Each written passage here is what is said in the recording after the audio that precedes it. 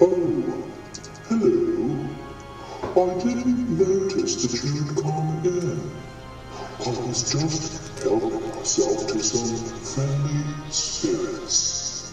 Sometimes it gets so damp here in the crypt that you need a little something extra to take the chill off your bones.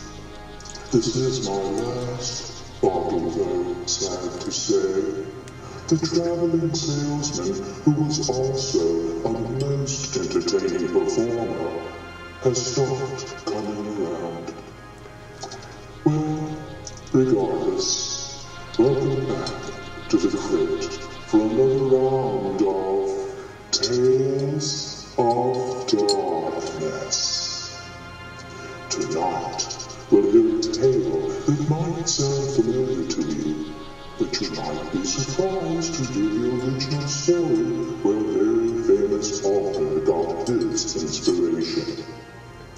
For this tale, I'm afraid you'll have to step back out into the night air and look for our cemetery groundskeeper, Paul Bear. You might want to take a little southern comfort with you, though. At first, a word for my friends at zombiecards.com. zombiecards.com. When you want your e-greeting to be dead on.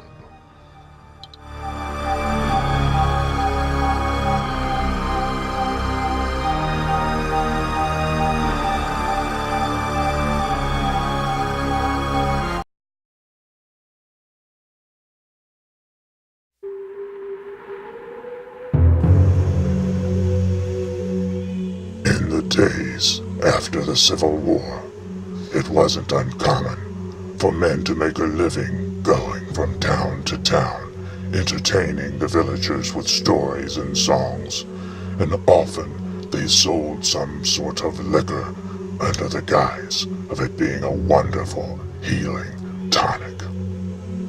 Buncombe County wasn't any different than other areas in this regard, but there was one traveling medicine show that people tried their hardest to forget, which centered on the ventriloquism act of Dr. Heckle and his little sidekick, Mr. Clyde.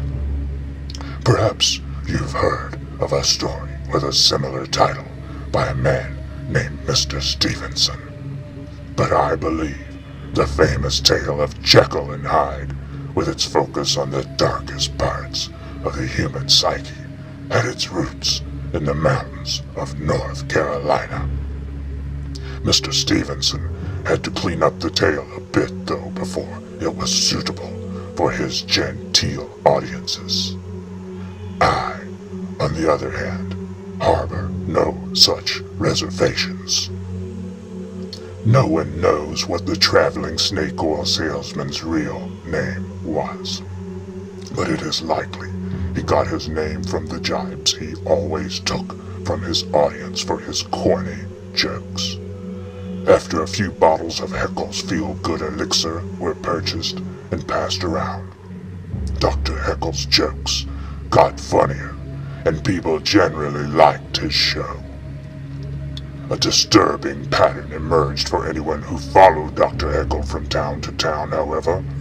At some point in the show, Mr. Clyde would whisper to Dr. Heckle something that the audience couldn't hear. Dr. Heckle would shake his head, but Mr. Clyde would whisper again. Again, Dr. Heckle would reject his little partner's apparent request, and the corny jokes would resume. Eventually, and inevitably, if you followed Heckle's show from town to town, Heckle would single out some child in the town, point him or her out, and gesture for the child to come closer, like this, and say, "Oh, Mr. Clyde really likes you. Won't you come and give him a kiss?"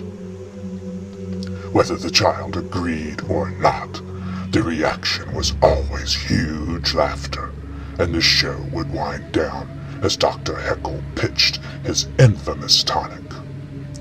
But here's the darkest part of the story. After Dr. Heckle had left town, within a day or two, the child who had been singled out would be missed. Each time, the child was never found. Dr. Heckle traveled the mountains for several years, but eventually someone caught on to his wicked ways. Or were they Mr. Clyde's wicked ways? It was in Swannanoa that a clever fellow who also traveled the mountains, but selling the Holy Spirit as a circuit preacher rather than liquid spirits, had witnessed Heckle's show in Silva the previous month, and then again in Franklin 2 weeks later.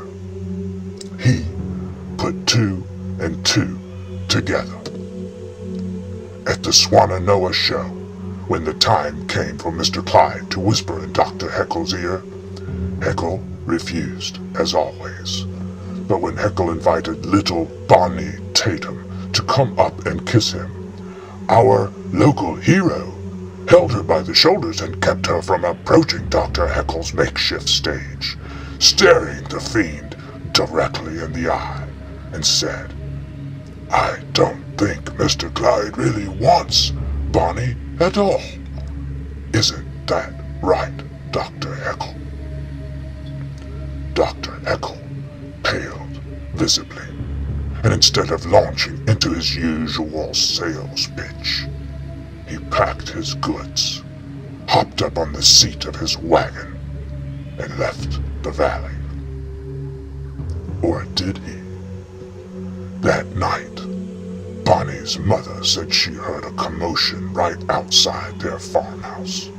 Something that sounded like men fighting. When her husband investigated, he saw tracks in the dirt that indicated they had indeed had 2 visitors, but there was not a sign of a living person around. From that night on, no one ever heard of Dr. Heckle or Mr. Clyde again.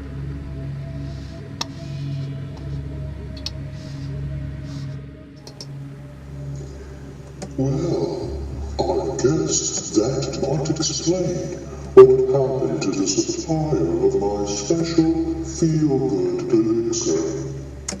Oh well, no matter. I can always travel up my secret catacombs, which can take me to any graveyard in the world, and service at the gravesite of my good friend Edgar Poe. I know I can always get a bottle of cognac there. It's so nice of people to leave those for me. Well, I'm glad you came tonight. Come back soon for another episode of Tales of Darkness. Good night. Sleep tight.